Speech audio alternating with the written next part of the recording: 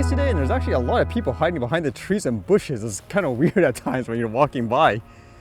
And what did I read today? How about this one? Apparently it says DJI, I suppose, worked with a company to deliver items to Mount Everest. It says DJI completes world's first drone delivery test on Mount Everest. Usually a drone manufacturer would just provide the hardware, for example. So what's going on here? It says DJI has teamed up with the Nepalese drone service company Airlift, video production company 8K Raw, and Nepalese certified mountain guide Mingma Gyali Sherpa to fly the world's first successful delivery drone trials on Mount Everest. Completed in April, this historic milestone in aviation highlights the impressive capabilities of DJI Flycart 30, which can carry 15-kilogram payloads even in the extreme altitude and environmental conditions of Mount Everest. During the test, 3 oxygen bottles and 1.5 kilogram of other supplies were flown from Everest Base Camp to Camp 1. On return trip, trash was carried back down. It says, from the end of April, our team embarked on a groundbreaking endeavor to help make cleanup efforts on Everest safer and more efficient, said Christina Zhang, Senior Corporate Strategy Director at DJI. We are thrilled to share that our Flycart 30 was up to task.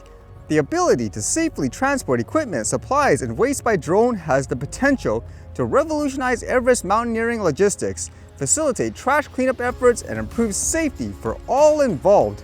It says, for the first time, drones have successfully completed the round-trip transportation of equipment and trash between Everest Base Camp and Camp 1. These camps are separated by the Khumbu Icefall, one of the most perilous stages of the ascent. While helicopters can theoretically make the same journey, they are rarely used due to the significant dangers and costs.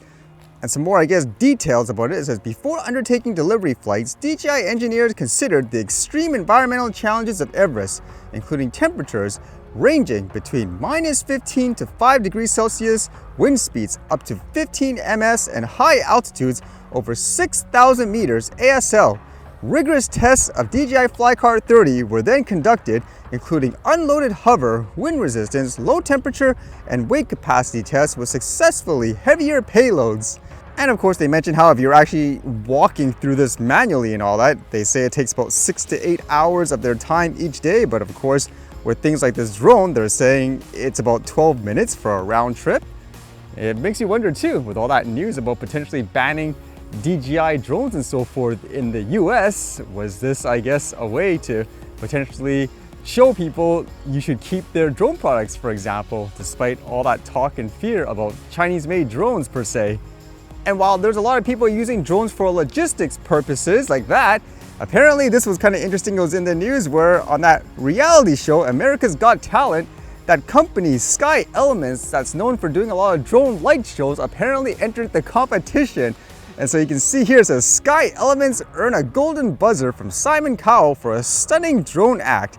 So you can see basically it was an animated drone light show. There were things like rockets and so forth. It was very patriotic in terms of, for example, US highlights, landing on the moon and so forth, that type of feeling. And at the same time, there was apparently, this design of the actual judge, Simon Cowell, with the drones flying through formation and people recognizing that was the case. Now, what was interesting here, for those who don't watch the show, it's a talent show where the best acts go through depending on whether or not the majority of the judges think they should go through. But they also have this, quote, golden buzzer where they can use it to, push through an act that they really love to ensure that they're not going to get eliminated. And it says apparently the judges actually use it all up in this season already. So for whatever reason, the Simon Cowell person, maybe it's because he likes seeing himself in the design, really liked it so much that he pressed the buzzer. So he technically,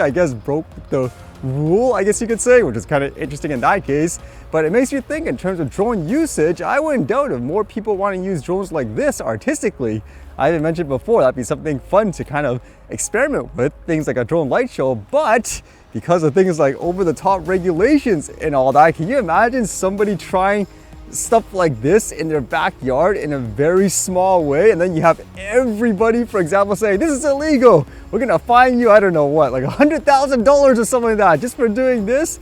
I don't know. So again, it makes you wonder, do people realize how over the top it is in terms of the regulations and stuff? But I guess this is good because it makes it more mainstream, I suppose, where it brings it more to light in terms of how restrictive it is, in terms of people using the tech and all that.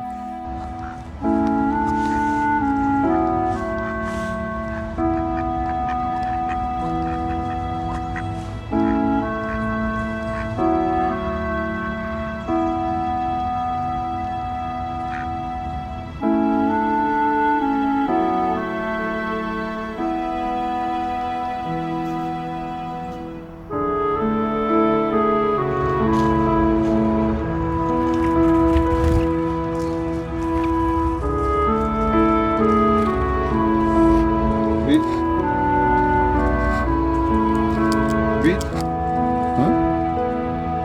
No, I don't smoke.